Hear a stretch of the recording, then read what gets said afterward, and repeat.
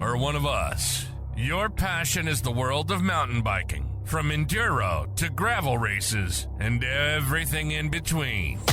This is Insider MTB, the podcast that takes you behind the handlebars, into the dirt, and behind the scenes of the mountain biking world. And now your host, Austin White. Sweet. Bam. There we go, you guys. I'm your host, Austin White, as the intro says, but I'm joined today here with Zach Israel. I'm not sure what episode we are. I don't even know anymore. Probably like 21, 20. Zach is mountain bike lead of North America is the best way to put it for Specialized. Is that easiest way? Yeah, that's me. Just out here being a professional emailer. And it's probably not a fake background back there. It looks real, like you actually are out in the woods. My yard. Really? Okay. Yeah. Is there trails directly off that? Yeah, I have a couple little neighborhood trails, and then there's like Nicene Forest. Nicene Marks is just 4 miles down the road. Testing Levo Gen 5 right now, probably from that. Maybe. It might have been out there. Nice. Well, I totally botched up and totally forgot to talk about this, but do you know about Maxima? Do you run SC1 for when you sell some used bikes or what? I do. I actually use that for everything. The SC1 makes a dirty, scratched up bike look pristine. I've been using it for a couple of years now, and it is absolutely amazing, and it smells nice. So if you accidentally leave a bike in your car overnight, your car has a nice air freshener. It's pretty sick. There we go. Just have to get the sponsor reads out. Maxima has been helping us with the podcast and is our sponsor of it. So cool. We got that out of the way. Let's just dig into the drama. Levo Gen 4. I mean, I want one. It goes faster than anyone else's bikes right now. Can you talk about that whole going into 28 miles per hour in North America stuff? Yeah, absolutely. So it's USA only for now, but it's anybody that's gotten a Levo, I'd say in the last 3 to 5 years, you probably went to the grocery store. You probably did something that wasn't on a trail. And if you're like me and you're riding on the road for 4 or 5 miles to get to the trail, hitting that brick wall of 20 miles an hour just didn't make sense anymore. It was something that we knew would be disruptive, but it's like we came to the conclusions like it's the right thing to do for the rider, and we're still advocating for class 1 on trails. So it's really just a tool to get you there. And for the population who's out there, cruising fire roads or whatever, and they're not on single track trails that are only class 1, you can absolutely do it just a little bit quicker. Was this so? I have some Levos that have like the little cheater thing in it. Let's just be real. I didn't hear that. You didn't hear that. I mean, I don't know how many people at Specialized or special people there know how to get past the programming to just make it go past that and go up to the faster miles per hour. But was that a big proponent of it? Like, come on, like I do tons of photo shoots, and when I'm riding it, tapping out on the road on the way back is one of the worst things punched in the face. And like, you had to have that as an insane amount of input from people, right? Yeah. I mean, for sure. I mean, the thing we always say, the rider is the boss. And when you see people frantically asking you how to unlock their bike, or brands popping up that all they do is unlock bikes or give you a bypass, there's something happening in the market. And what we learned, because we have all the Specialized app data through all the e-bikes being ridden all over the world, we can see who's going where, how fast they're going, and also like how long you're hitting that rev limiter at 20. And so what we saw really in the last 3 years was a lot more people riding to the trail. And one of the biggest complaints is like in the 20 mile an hour brick wall, maybe you've got your backpack, you've got snacks you're going to stash at the bottom of the trail. And it was just the right thing to do. Like it just made all the sense in the world. And the legalities behind it was like class 3 on the road or fire roads where other motor vehicles are legal. It's totally fine. The other piece, like I get the question a lot, why would you do that? And because people are going to unlock it on the trail. Like name a trail that you're going to go faster than 20 miles an hour on. There's very, very few out there. So is it going to happen? I don't think so. Unless you're a UCI World Cup athlete, you're not going that fast anyway. So it's really just about getting to and from the trail. And then, hey, if you're out there in the neighborhood with your kids, cruising around the neighborhood, you want to go a little faster, no problem. Yeah. I mean, mostly when I ride, I'm when I'm going downhill is in trail mode, like a little bit. I haven't rode the new one, so I don't fully know, but like when I run in turbo mode, I have issues with just it having a little bit too much in some sections where I'm like not judging for it to come up to it too fast, you know? Yeah, changes. Yeah, it doesn't matter which mode you're in, but I mean, class one and turbo, like you're gonna blow some corners because your braking points are different. The bike might jump out where you're not expecting a full pedal stroke, something like that. So yeah, I think it's definitely a learning curve on your braking points and cornering and all that on an e-bike. But overall, it's very similar. But yeah, I don't know too many people that are running turbo mode going down a hill. Well, until now, you know? Uh, so I want to back it up a little bit. I know I hit you with that hard question right at the start. So thank you for answering that. Cause I mean, on the forums, chatter, all the bullshit, right? Like, yeah. But so overall, is there anyone in Specialized that rides the mountain bike category that doesn't ride bikes every day? Like, Definitely not every day, but I don't know too many people that are at the brand that don't ride. And I think it's really cool to see Levo because it really does bring everybody together and everybody wants to go ride. It's like the equalizer, right? It doesn't matter if you're Curtis Keene or Cody Kelly, like you can all go ride together and they're not always waiting for you at the top of the hill. They're always going to wait for you at the bottom because they're just superhuman fast, but it really is an equalizer for sure.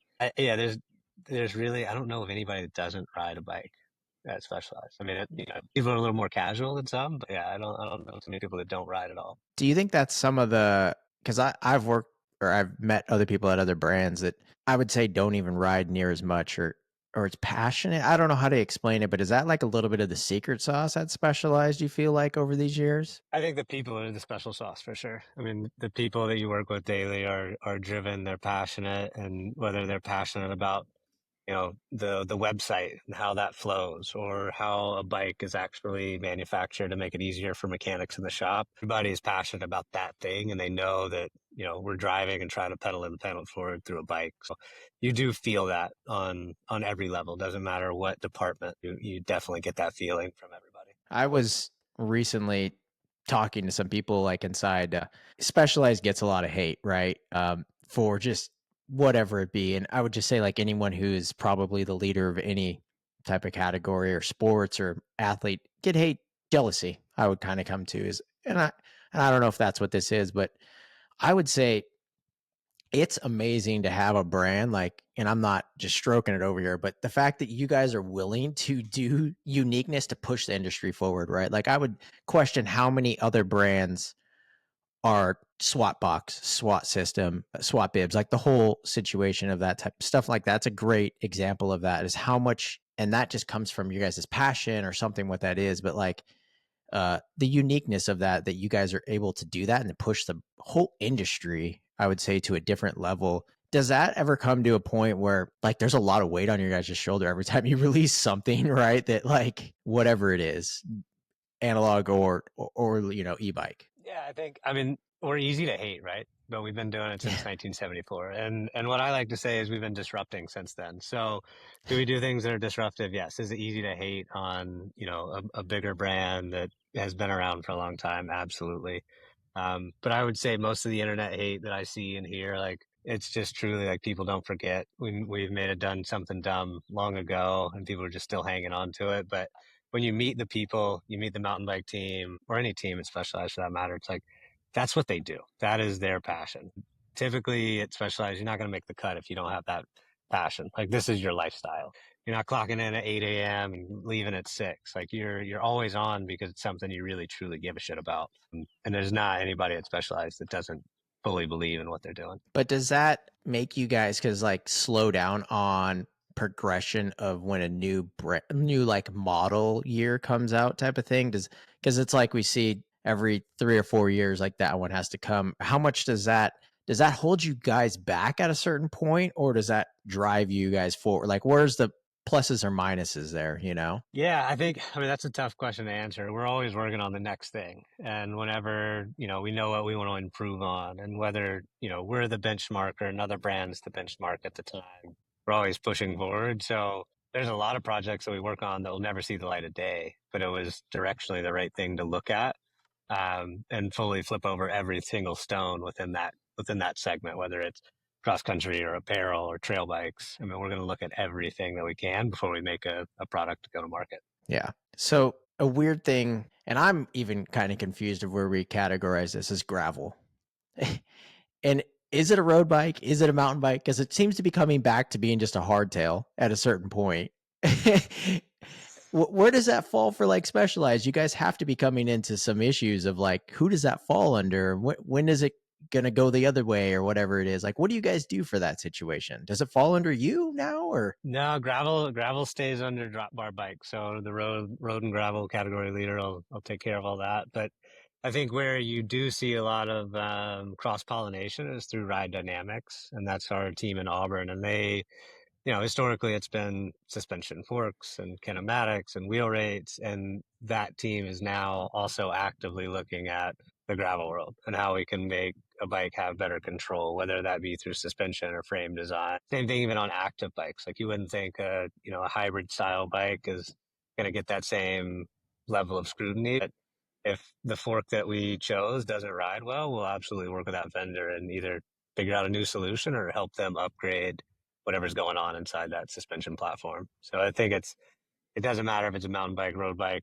Like the end result is it has to be whatever the point of view of that specific family is. It has to be the best. Kind of back to your gravel point, I think what we've seen over the last 5 years, like gravel explosion of racing, like the BWR, the Belgian Waffle, like one of the most sadistic things you can do on a bike. People love it. And it's garnering a level of community that, mountain biking can be scary and road biking, frankly, is scary. And at times you see it out there in the world, like it's kind of clicky, but gravel is not that. And so, yeah, I think what you're saying is like you've seen epic World Cups with drop bar, Yeah. excuse me. And they're out there and people are really pushing the envelope of what gravel could be, because no longer is it just cyclocross racing. Like that's not the right bike for them anymore. So that's hence Diverge and things like that come along. Yeah. And does that has to becoming a weird challenge to you guys? Like, will it ever cross the boundary to being into your category, I guess? Like I don't know if I don't know if you guys are working on something like that, but it seems like obviously everyone wants this, like, give them 80 millimeters of fork or something all of a sudden and a dropper post. Like, okay, is this a mountain bike now or? Yeah, I mean, if you go back, like I think it was called the Rock Combo, which was kind of like a rock hopper frame that got updated, had drop bars, and I forgot what year that was. It was like, I think you and I were probably in elementary school, but yeah, the lines are getting blurred with cycling. It's pretty cool to see it. Like just the other day, I saw a gravel bike on a downhill trail that we ride here. It's like a man-made smooth trail. And it's like, okay, people are pushing the envelope on these things. In terms of where it lands, I think it's up to the rider and the people that are pushing the envelope. But I think you've seen it with, mountain bikes. Everybody's stretched up to 180, 200, even more travel in some situations. And now I think you're seeing that same progression in the gravel space. So then that leads me to then XC, because I've kind of noticed like right, and this is kind of weird, is like in other sports, let's say like motocross, for example, racing drives the reason for change of the dynamics of a bike, right?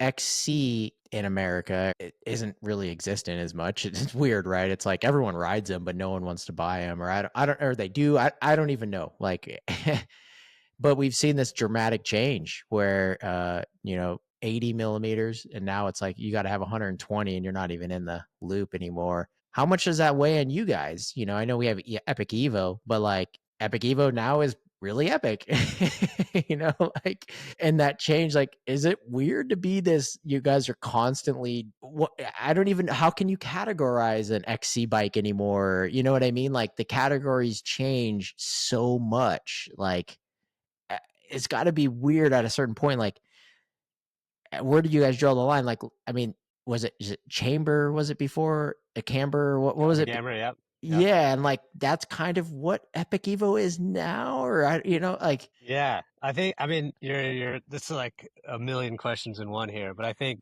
I know, sorry, but you got to get what I'm saying, right? Like, yeah, no, it's super interesting to think about too. Like, I'm kind of pulling myself out of like staring at spreadsheets and doing this all day. Like, how did we get to where we are right now? And answering that from like a third party. I think it's what you've seen like with cross country race courses is, like when I was racing, they were like, okay, we'll put them on this segment of the downhill track, and then we're going to stick them back on their track. But now you're seeing courses like be built in man-made rock gardens or not man-made. They're actually like sticking them down a downhill track it's on that front, it's the athletes coming back and saying, this 110 bike's just not cutting it. Like, I think I'd be faster on 120s. Off season is full testing. I mean, there, like, just the other week we had Haley batting out and she was on a full prototype mule. Like, what do you think of the Geo? What do you think of this? And that is where a lot of the magic happens, is getting the feedback and making sure that the product managers are as in tune with what's happening, not just today, but what's happening in the future. So, like, is the track going to change?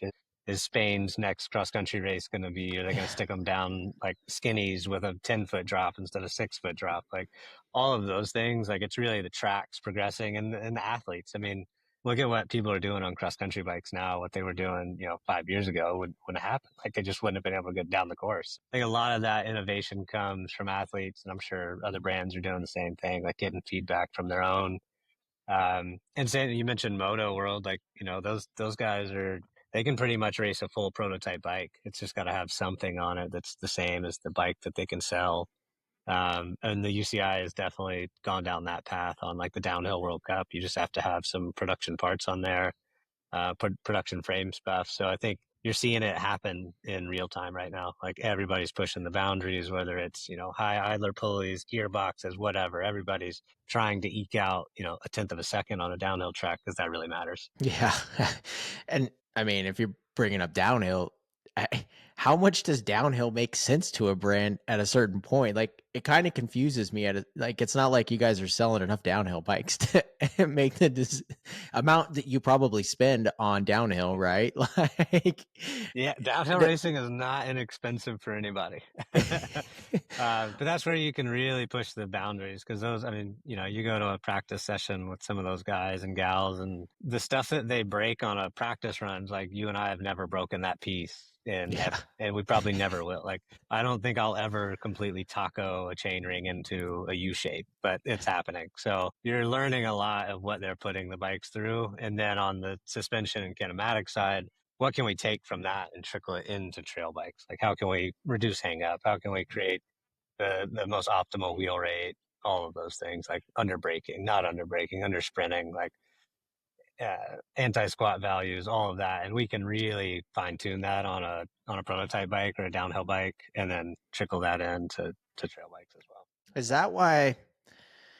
I mean, I guess a lot of the downhill stuff you guys kind of learn, I would say, goes into enduro. I mean, but like enduro's just been a weird segment, right? Where we don't even know what we're doing with it anymore. It feels like it's like 1 week we need 180, and then 1 week we need 150 to race it, or 140 even. Like, I've seen Spencer went on a 140 in American Enduro stuff, which you're like, well, why would he be racing an Epic Evo in that when we have a perfectly good Enduro bike? Like, does Enduro to Specialized, I guess, confuse you guys as well? Like, it's a confusing segment, right? Like, what's going on? Yeah, I mean, I think you've seen, like, a lot of the UCI teams pull back on support, but I don't have a great reason for that. I mean, we still have 2 different enduro teams, so and then even more at market level with South America has their own team, so there's regional levels as well. But the World Cup stage, I think you're seeing,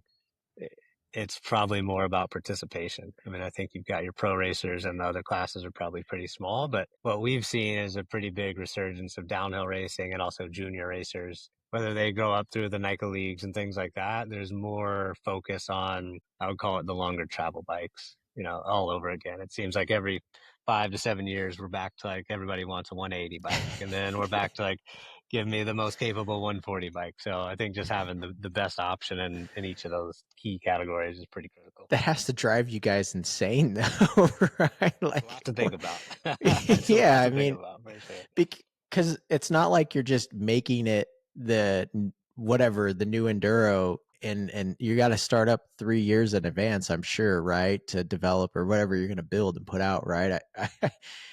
And then once it comes full circle back that we need a 180, and you've just gotten rid of all your 180s, I mean, right, like, it's got to be a little tough for you guys on that. Yeah, it's you're just going to be a little less wrong next time. You just got to use educated guesses and decisions, and I think you can see it now. I think during the last 7 years, like, it seemed like there was a different mountain bike for every single situation. It was a hardtail, and then an Epic World Cup, and then an Epic, and then an Epic Evo, and then a Stumpy Evo. So I think the line gets big and then it contracts. And I think we're in a pretty good space now where we really do see the rider data. We see what people are doing. We know what, race series are looking at. And I think that's where you'll see the bulk of our focus going forward. It's like where people are actually riding and how they're riding and having a bike Yeah. for them. You can just have two bikes now, just an Epic Evo and maybe like an Enduro. And you could still ride that at the park, and then your Epic Evo slice and dices on the other days.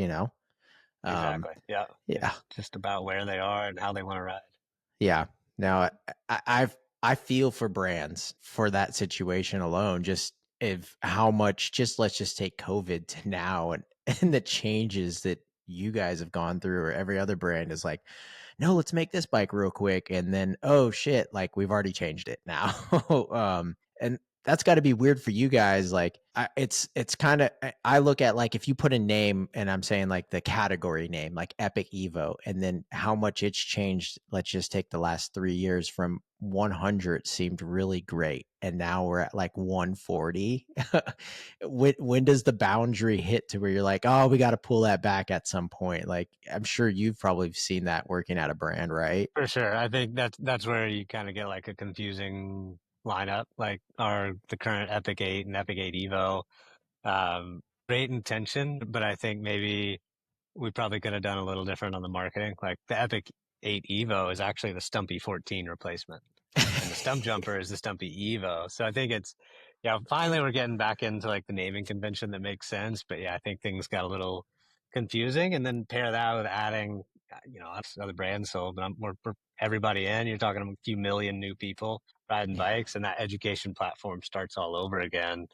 But I think people are more educated now than ever. Like so few times are the shop staff know exactly what that individual needs. They just have the knowledge and professional skill base to like help them guide that decision. But a lot of riders are coming in like, I want a 120 bike or I want a 150 bike. And I think that's something that people have done in the past, but then they would come back and be like, "Ooh, I actually needed a 160 or 170." They needed something else. And if we're able to sharpen our pencils and say, this is the best for this broader segment, and it's usable, I think that's probably the best direction for us. Yeah, that makes sense. I mean, it's got to be tough, I guess, when you release something new, but it's different. This is the future. It's like how many demo programs or get the people out. It's got to be just brutal. I don't want to be in that position of, because that you've been able to put the hours in on it, right? And everyone at your brand is at Specialized has put the hours in on riding, and you're like, this is what you want. But then it's like, how do you convince people? And what you guys are probably one of the best marketers in the world for that, right? So it does help there, but like other brands that aren't, and it's like, no, you do want 140, because we can make it ride like a 100, but not when you need, I don't know. It's got to be. It's the most challenging, but I think you said it. It's like I could ride a bike for 2 weeks and be like, just fall in love with it and be convicted this is the greatest thing ever.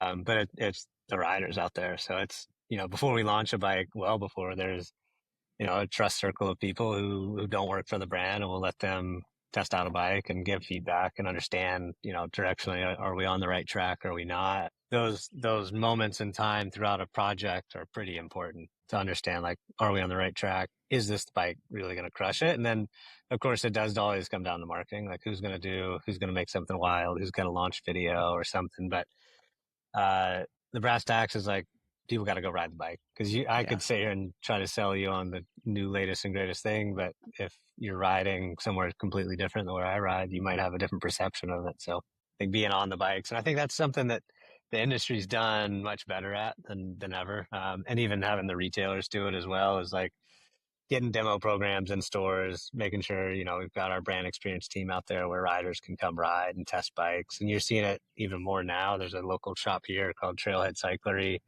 in Cupertino, and they hold a demo where they pull like 5 brands together. The brands they sell, brands show up, and all the riders can go ride the bike. So it's like kind of back-to-back testing in a controlled environment, which is pretty cool. And then you just let the product speak for itself. Yeah. Yeah. I mean, I don't really ride demo bikes. I don't know. It's weird. I kind of know what I like, and I don't know it, but to me, I understand why the importance of demos and how it helps with that, especially because the industry is evolving every day. Like, it's crazy to see how much since I've got into cycling 7 years ago, it's changed to what is counted as an XC bike to now. And just seeing that it's wild to me. I do want to ask, like, where like this motor battle, when do we put a stop on what's too much? I know that seems weird, but it's like arms race. It is an arm. I know. I seen that one guy's YouTube, and it is an arms race. Like, and okay, and all right. So, like, I come from film, and DJI, I knew the minute when they made that bike and the motor, and I was like, people, I don't think that they quite. You guys aren't going to have a phone call with them and be like, hey, let's just set it. Those guys don't care. I've worked with them for years where they've just killed their employees in China to just make something better, and they've look what they did to GoPro and drones. So I don't even know, like, it is, I mean, you could probably have a meeting with Shimano and SRAM and Bosch and Yamaha, but like, are we at this weird point where DJI is going to just do whatever the fuck they want to do, and you guys are just going to have to hold on and just keep upping the level? I mean, that's a great question. I think there's kind of a two-part question. Are we in an arms race? I would say to make the best e-mountain bike, yeah, for sure. If we wanted to just go full gas and make a motorcycle, could we? Yeah, we could. That's not what we want to do. I mean, the Suron thing has definitely taken off since the pandemic. But there's Bafang out there. I think they have a motor. It's like 1,000 watts, like, throttle bike, all that. So we don't want to be in that business. That's not where we're headed. But I think you could very quickly end up in an arms race where everybody's got, 2,000 watt batteries and motors that can make you climb a wall, but you're not going to have the same ride experience. It's no longer a mountain bike. And that's kind of where we've drawn the line, for like what we want out of a motor battery system. I think in terms of, we work with People for Bikes a lot. I'm actually on the e-mountain bike committee where the other brands are there and talking about what we're all looking at, and still, I think, advocating and helping pass legislation for Class 1 on trails just to open up access. I think that we're not going to move away from, because we know that is the future. And I strongly believe that. I don't think you can't be on a single track trail pulling a throttle like with mountain bikes. I mean, if you want to go ride moto, How go much do that has somewhere Suron else. messed that up though for you guys? I think they have shifted what the youth thinks is okay. Like, they're no Yes. longer riding the PK Rippers and doing wheelies. Like, now they've got a motor. But I look at it and see so many kids like in Santa Cruz. If you ever go to Southern California, they're everywhere. It's like the kids, 5 years ago, they were all just chilling out on their iPhones, walking to get a coffee with their friends. But now there's like all these kids that are back out doing probably what you and I did when we were kids, like just riding bikes around the neighborhood, albeit they just have a motor now. So I think it's pretty cool to see it. I think, hopefully their parents are educating them on proper They are not. Okay. They are not. no, techniques and ability. But yeah, I mean, at some point, the Department of Transportation is going to get involved when you're talking about a bike that can go 60 miles an hour and needs a license plate and all Yeah. that. So I see that coming. I mean, it's going to come to a head at some point. On the e-mountain bike side, I don't really see that happening, because we're not going to make a motor. Okay. So you guys are at least talking to the right people to know we're not the same as them. So we don't lose trail access. I just want to make for sure on that, because Yeah, no, I've been a big proponent of it. I mean, I'll say this candidly, like when they first came, I was like, those don't belong on the mountain bike trails. And as e-bikes progressed, I think the Levo SL was what opened my eyes to it. It's like, okay, there's days where I just don't want to have to climb up from the trail from my house is 3,800 feet. Like, that sucks. I don't care if you're on an epic or not an epic. Like, it's a long climb. So I think it just gives me another opportunity to ride. And you're seeing so many more people that have ridden, stopped riding, whether it's a heart condition, lung condition, or they just got out of shape and now they're back out there because they're able to ride an e-mountain bike. But yeah, I think the advocacy around Class 1 is critical. I mean, that's for everywhere, national parks, BLM land, everything, to really ensure that we keep the trails open. yeah. Does this, because there's so many different everything, right? You guys, from the SL to everything. Do you think this is why racing of e-bikes is just shitty? Like, there's no one racing these things. Like, I don't think the organizers can figure out the platform. Like, yeah. it's hard, right? Like, you're talking about how do we cram few hundred spectators, and then you see them for 30 seconds and the racers are back in the woods. Like Red Bull did one. It was like a pilot a few years back where they had like these crazy rock gardens people had to climb up, and you could, like, the crowd could see the entire race. I think there's probably something there, but yeah, e-bike racing hasn't taken off in the US, but I would assume that it's definitely going to happen. Is that something that worries you guys? Like everyone's, I mean, does racing matter that much to your brand? To any brand? You could Oh probably yeah, answer that. yeah. For us, it's key. Like, all the road teams, the cross country teams. It's who we are. It's our heritage. We like to go really fast on bikes and make the fastest bikes in the world. So yeah, I think So to answer that that, has, yes, we care a lot about racing. because I mean, like, there's only so many photo guys that are going to buy these, and ex moto guys that are going to buy these. I mean, we've gotten everyone else accustomed to buying them, but like, it's confusing. The suspension travel, everything is just confusing. But like, who starts the racing for these? Who like is Specialized going to fund a racing series? Like, I'm sure this. Because at a certain point, like, people want to race these, but like, where do we? I don't know. It's like, I don't even know. Like, where do you guys all get together and be like, this is what it is? Yeah, I mean, for me, like when we were approaching like a regional thing, before it was a conversation, are you open to it? And now you see it more in enduro than anything else. Like the TDS ranch race that just happened last weekend, like there's an Yeah. e-bike class. So I think it's really the race and where the race is, whether it's a series or a one weekend bash. It just depends on, like, I don't see it huge in cross country yet, but enduro, I definitely see it in your longer format races. There's lots and lots of laps, like some of the moto races, like GNCC. Yeah, it's definitely a thing. Yeah. It's tough because there's almost not enough people to race in its own whole thing, even though GNCC has made this unique thing out of it, right? Like, whatever you want to call that. But you don't really see many people wanting to go race that are from regular traditional mountain biking, maybe you could say. And it's a weird thing. I want to see it evolve, but it's like, I don't know how you push it, because I feel like the most complaint is like, well, I got an SL and I don't want to race the full ones, or I got a full one, but it doesn't really have this, Suron motor in it. But you know what I mean? Like, Yeah. it's got to be a little bit frustrating for you guys as a brand. Be like, all right, so and do you think once racing does evolve into whatever it is, how much is that going to shape the brand for you guys, or just the outlook of e-bikes? I'm sure a lot, right? Yeah, I think it kind of goes back to like who's riding the bike. I mean, it's, Yeah. right now we see a lot of trail riders love it. They want to see the amount of times I get questions about, is there ever going to be a Levo Evo? And then on the flip side, I've got like Texas heavy cross country racers. They're like, can you make a short travel Levo? So like all of those things are happening. When's the paradigm going to shift and we're going to see tons of, Yeah. racers out there?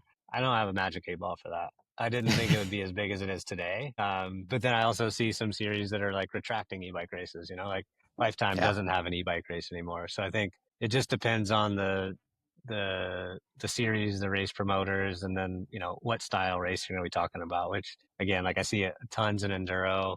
A lot of athletes use e-bikes as like their winter training tools. So it really, and back to the moto, right? Like you can walk a track, but if you're like doing an enduro track, that's miles and miles to walk. But you can ride your e-bike as a pre-ride. You just can't take your moto out there. So I don't have a magic 8 ball. I just know that if we see anything like the growth in cross country that we saw in the 2000s, like it exploded, and then NICA happened, and then it just like kept growing and growing and perpetuating. So I think it's just about where you are, what style racing is happening, and what the people want.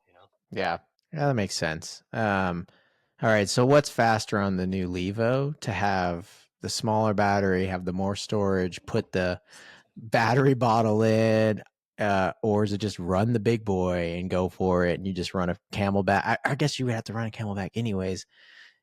It's unique. I love the idea of just the different options. Um, Yeah, I but think that's where, we're seeing people want the option. Like people want the big battery and the range extender because they're going to go do some crazy 30, 40, 50-mile ride. Or they're like me and they just have terrible range anxiety. You just want to make sure you can get home. But yeah, I mean, you throw the 600 watt hour battery in the new Levo 4 and it's damn close to an SL. And it's just as snappy. It handles just as smooth. Like I see a spot where people just choose a battery size and you have one motor system. Maybe that's happened, I don't know. Like, but I see that happening more often than not. People are like, oh, I can put a jacket in here now with the smaller battery and all the weight's pulling down at the bottom of the CG of the bike, so it handles super well. I think there's something to be said about all of those things combined. Does it make the level for you guys with SL now a little bit tougher to come out with a new one, or It definitely makes us think of what that bike should be, like if the viewers are out there, you got my email address. Tell me what you want. We think we're in the right direction, but somebody could say, no, we want something else. Yeah, because I don't know if I would just run the smaller battery with the more motor. I don't really see much of a reason for an SL in my mind. I don't know. Whatever you guys are cooking up, but yeah, it's got to be tough. The more natural the bike rides, I think the less argument there is for an SL platform. Yeah. But on the flip side, I also see a lot of folks that are just not going to ride an e-bike right now. Maybe they're elitist, or maybe they're just like, I'm just not quite ready. Mentally, they're not ready to ride an e-bike. And that's where I see a lot of folks going to SLs. So I think that there's kind of two different demographics. Like there's the folks that are like, if I'm riding an e-bike, I'm riding, just give me the full hog, like give me the big bike. And then there's other people who are like, they want it to ride as close to an analog bike as possible. And you can kind of see the industry trying to figure that out right now. Yeah. Are we going to see at a certain point, because these are all getting leveled up and maybe innovation might be stopping it, but is it going to be like a software update that costs money to give you that extra thing? I mean, you must drive a Tesla. I don't actually, but I'm just saying there's got to be coming to a point where you guys are, I'm sure, right? Like it's an unblock for, I don't know, whatever it is. Yeah, I think having upgrade at your fingertips via a phone app upgrade, I think those are all things everybody's thinking about. It's just not as easy as you might think. Like the Tesla's easy because you just push the button and all of a sudden you pay $6,000 and now you have a car that drives itself. But I'm pretty sure if we said, yeah, $6,000, you get another 5 Newton meters of torque, people would be like, I'll just wait. So, that's what I'm saying. Like, are you guys going to release something like that? You have to, right? Like, I think it'd be cool, but I don't like what does that look like? Is 5 I don't Newton know. meters of torque? Is it? I just want my. We derated the bike. Well, yeah, you can just basically, because you guys have, and where I'm going with this is you have the S Works to the motor, right? The two different motors. Mm-hmm. Yep. Sell that extra $5,000 for the upgrade to make mine an S Works with it. I don't know. Is that impossible? I don't know. It's not impossible. It's definitely. I mean, I'm sure we can figure it out for sure. It's but yeah, like what's the value prop to the rider? So it's like, I'm just saying, more power better? Who knows? Dudes or people out there buying that thing, they're going to be like, oh, I just can't get the S Works now. But then later they'll be like, well, I want that motor. Or I guess my question to you, can you buy that motor after and put it in? Or is that even an option? No, it's all done by serial number. So yeah, S Works is only going to be on the bike and the frame. Oh, really? Okay. How many are left over in warranty, and then talking to them to get one of those. Hey, my motor broke somehow. Can I get a S Works one? See, that's, I'm just saying. For now, no. But no. I hear what you want. And you know exactly where I'm going with this. Yeah. And is there any, like how people just love to buy purple stems for their bike? You know what I'm just saying? So the same thing is going to have to go for the S Works motor. Like this had to be a conversation for you guys on the back end, right? Yeah, for sure. Okay. I mean, yeah, the power numbers and updates and all that. I mean, it's, I think if you had asked me 5 years ago, like, hey, are you going to be okay updating your seat posts and your derailleur and your suspension and your bike? Like, I would have been like, no way, I don't want to have to do all that. But now I think, yeah, people want to do it. Like, if I could right now hop on SRAM and make my bike shift faster, would I do it? Yeah, probably. Would I pay $200 to do it? For sure.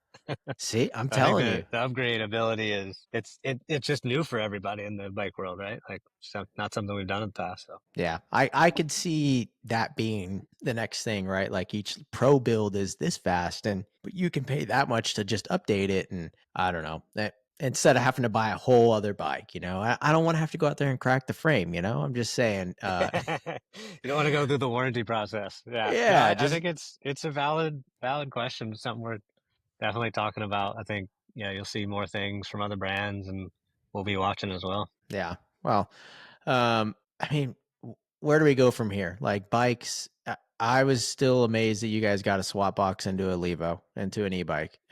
Minus e-bikes, what when does it stop evolving at a certain point, or like we still like I don't even know, like because we've gotten electronic suspension, electronic, shifting, electronic seat post, electronic bike. What is okay? I have a weird theory, and I'm not, detachable motor, like I'm just going to be able to buy one bike and it's going to be able to do both. And I see that smile, and I'm just saying, is that the future? Like we're just one bike and it's everything, and a detachable, everything you want and you don't want. Personally, I'd want that so much. Like, just give me something I can bolt it back on, but I don't think it's there. I mean, there's some bikes out there that have that system now, or have like the removable. Yeah, the motor on the Yeah. the rotor. I'm saying like it legit looks good, like put together, like the Levo just falls off and then I have my Epic Evo. Yeah, man, if we can make it happen, I definitely want to. I can tell you it's not a possibility at the moment. Okay. Well, Not to do it in the package that you would want. I think we could all do something, and you could, you got 6 bolts, you could pull your motor, and you could have a pedalable bike, but it's not going to look the way that anybody wants it to look, nor is it going to perform the way anybody wants it to perform. So, and then next thing is, when is the Levo or specialized battery rental program going to start up so I can travel with my e-bike to places I want to ride with it instead of driving it there? yeah, we've actually done a few pilots along the way. Levo SL was the first one. We sent those batteries because you have to drop the motor on that bike, but you can fly with it as long as it doesn't have the battery. So it exists to a degree now. It's not like a widespread program, but yeah, I think more and more, not just specialized retail, also everybody has batteries. So you want to ship your bike a couple weeks early to Europe, or you want to ship a bike early out here and grab a battery. That's all something that's happening now. Because in theory, you guys own what, 40, 50% of, or you have a good stake in 40, 50% of the dealerships around America. So I don't even know the number. I'm just making a number up, but I don't you either. guys have a very high number of dealerships. I don't know how that's the best way. Bike retail. I don't even know. Whatever. You guys could, because I want here. Look, my thing is I want to go to Crankworks Whistler, and I do have my Enduro take me, but like, wouldn't be that bad if I could just take the e-bike and you guys had a battery rental system when I go to Crankworks Whistler. Like, Yeah. it's Not, I mean, most of the retailers are already doing it. And honestly, okay. we're learning from the independent retailers who do this already. They have customers, like you mentioned, BC, like customers are flying their bikes there a couple days early. They grab the battery and a charger from the shop. They use it while they're there. They drop the bike off. It gets boxed and shipped back to them. Oh, really? I didn't So even know this was going on. it's a lot bigger than you would think. Yeah, I was actually shocked as well. And when you talk it's mostly in destination shops, right? Like places, California, Utah, BC, parts of Europe. The retailers get it because like it's a pain in the ass to travel with the battery, Yeah. or it's just impossible. So yeah, people are already doing it. It's like, how can we create a program that It needs to makes be on it the website. obvious? That's all I'm saying. Just put it on the website, make it easy for me in my Levo app, whatever it is. I see something there. I'm just saying, I'm not driving batteries everywhere, but No, yeah, it's definitely there.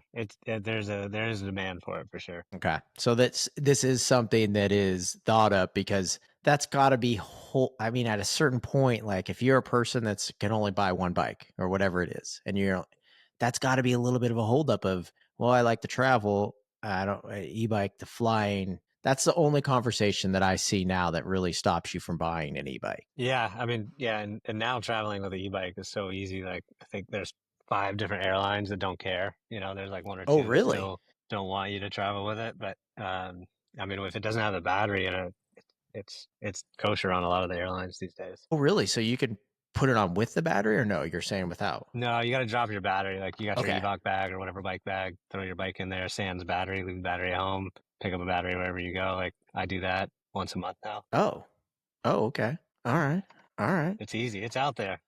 Okay. I know we got like 5 minutes left with you. We're gonna lose you, or what do you got? You got to go at 3? Yeah, I can hang out for a few more minutes. Luckily Right. we're done. Tariffs aren't as bad as we thought, so here we are. Okay. Okay. I mean, okay. So then that's got to make things complicated. You don't know what's gonna, like. He says one thing, it changes next week, and it's like, how does a brand I mean, not to get let's not make it political, but I'm just saying, like, that's How do you got to protect the make things, business and the rider? yeah, like it's got to make things unique, like in an industry that is being a little weird right now. Like, are we selling enough bikes? Are we going to be able to keep the doors open? You know what I mean? Like, Yeah, I mean, for us, like sourcing during the pandemic was such a big one. It was like, where are bikes being produced? Where are the small parts being produced? And I think you're seeing that from every industry, whether it's, yeah. Apple or an apparel company, like they're all trying to find different sourcing solutions. So I think we did a pretty good job of that. And how you just have to be honest, like not making it political, but it's a tariff increase. So you'll see that line item on specialized.com. You'll see it when you go to the store, like here it is. So if reciprocal tariffs go up, we have the agility to change it. If they get eliminated, we can pull them off quick. But want to be very honest with the riders and the customer. Like this is the price of the bike and this is the extra charge that unfortunately we're in a trade war at the moment. So But then how does that, I guess, because you're just handling North America, what does that help for other places? Like if you're getting it in Europe, yeah, I'm is sure that, everybody in my position is doing the same thing. You're going to model worst case scenario and praying for the best case. But yeah, yeah. once all everything got announced, we were head down in spreadsheets for a few weeks trying to understand, the financial impact and what that's going to do to demand and what that's going to do to any new model introduction, things like that. So taking all that into account and making sure we have the best path forward. I guess maybe this isn't, you could not answer this, but like there has been a purging of employees at every brand and everywhere, right? And the challenges that you guys have to face is the purging that has gone at Specialized, and I hate to use that word or whatever it is, but it's like, and no one, a lot of the people that are not having their job anymore at these brands, it's not really their fault. I mean, the brands are having to scale down, and that just happens. That how much more has been landed on your plate just specifically from losing employees and or staff or anything like that? Like, has it made it more challenging for you? You know? I wouldn't say it's more challenging. It's kind of a time where, the industry saw this explosion of growth, like just huge growth. And we were planning for it to continue on. And unfortunately, that doesn't happen. And when you get in those situations, you have to make a strategic move. And unfortunately, that does sometimes mean eliminating positions or eliminating teams, which is not what anybody wants to do, but setting up, for the future and realigning priorities where, you mentioned it, we're making a bike for every single different suspension class. Like, do we really need that? And that's where the tough conversations happen, but it's never about, dinging a certain person. It's never been that way. So Yeah. everybody's a human and everybody loves what they do most of the time. So it's always a shitty feeling, but at the end of the day, you've got to be a little bit more strategic as we all grow up, as the industry gets a little bit more mature than it has been in the past. Except for Alex. We just had to get rid of Alex. Alex had to leave. He was I asking think he too saw many I free think he bikes. saw tech world. I want to be in the tech world. He lives in San Francisco, so Alex, I love you, but have fun in the tech world. Later.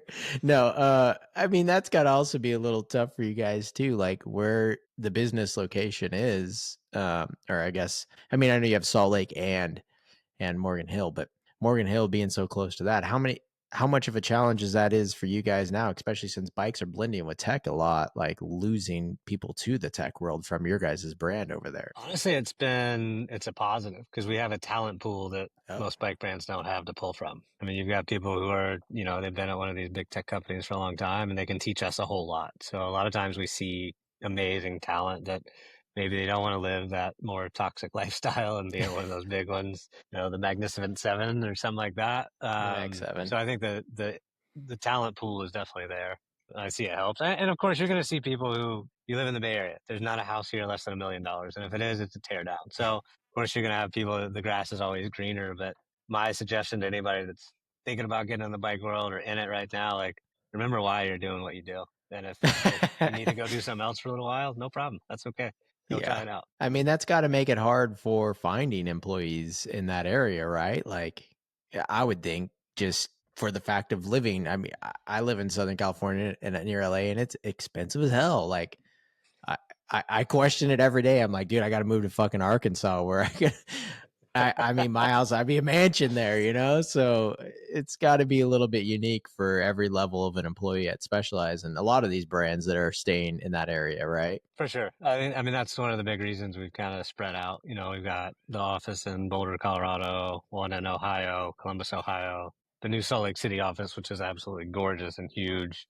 I mean, I would say that's the lifeblood of North America now. Like that's where a majority of our Yeah. staff are. We've got Morgan Hill here, which is my home office, and then we also have the Innovation Center in Auburn, California, where we've got a lot of the product engine folks there. So we're spread out pretty good. Yeah. I mean, that's probably what's going to have to happen to a lot of brands. I just see it being priced out at a certain point, right? And it's tough. And you know, yeah, that's tough. Cool. Well, I mean, we kind of went over our time a little bit, but I'm stoked to like have you come on. And we did have Sea Otter lined up, but you know, you just like you were just too cool. You know, you sent Alex instead over to answer as a representative, old employee. Yeah. But we'll figure it out on next year or next one or wherever we're at, because I'm going to plan some more live ones like that. And I'm just stoked to have you on, and we could dig in a little bit of the Levo stuff and, you know, 28 miles per hour. You're just going to give me the cheat codes, so I can put it in mind. But I appreciate you coming on, Zach, and just talking everything, every angle of Specialized that we can get in, you know, this quick hour. Yeah, no problem, man. It was my pleasure. Had a good Cool. time. All right, everyone. Thank you for listening. This one was a quick little hour one. We didn't have Spencer on and everything like that, but we were able to dig into some quick stuff here. If you do, check us out on Instagram, check us out on YouTube, and then anywhere else where you get your podcasts. So Insider MTV.